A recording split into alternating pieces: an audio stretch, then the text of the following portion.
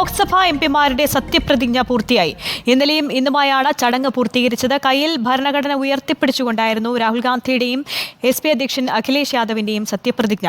ജയ് Palestine, ജയ് ഹിന്ദുരാഷ്ട്ര തുടങ്ങിയ മുദ്രാവാക്യങ്ങൾ സഭയിൽ വിവാദങ്ങൾക്കും വഴിയൊരുക്കി. ലോക്സഭാ എംപിമാരുടെ സത്യപ്രതിജ്ഞയുടെ അവസാന ദിവസം ശ്രദ്ധാകേന്ദ്രം രാഹുൽ ഗാന്ധിയായിരുന്നു. സത്യപ്രതിജ്ഞ ചെയ്യാൻ രാഹുലിന്റെ പേര് വിളിച്ചതോടെ പ്രതിപക്ഷ നിരയിൽ ഹർഷാരവം. ഡയസിലെത്തിയ രാഹുൽ ഭരണപക്ഷത്തിന് നേരെ ഭരണഘടന ഉയർത്തിക്കാട്ടി. പിന്നീട് ഇംഗ്ലീഷിൽ ദൃഢപ്രതിജ്ഞ.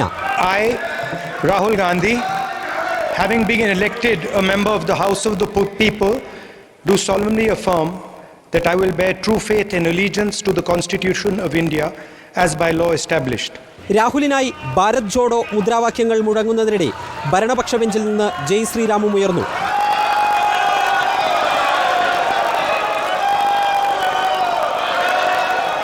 SP അധ്യക്ഷൻ അഖിലേഷ് യാദവിന്റെ സത്യപ്രതിജ്ഞയും പ്രതിപക്ഷ നിരയിൽ ആവേശമുണ്ടാക്കി. मैं अखिलेश यादव जो लोकसभा का सदस्य निर्वाचित हुआ हूं, ईश्वर की शपथ लेता हूं कि मैं विधि द्वारा स्थापित भारत के संविधान के प्रति सच्ची श्रद्धा और निष्ठा रखूंगा.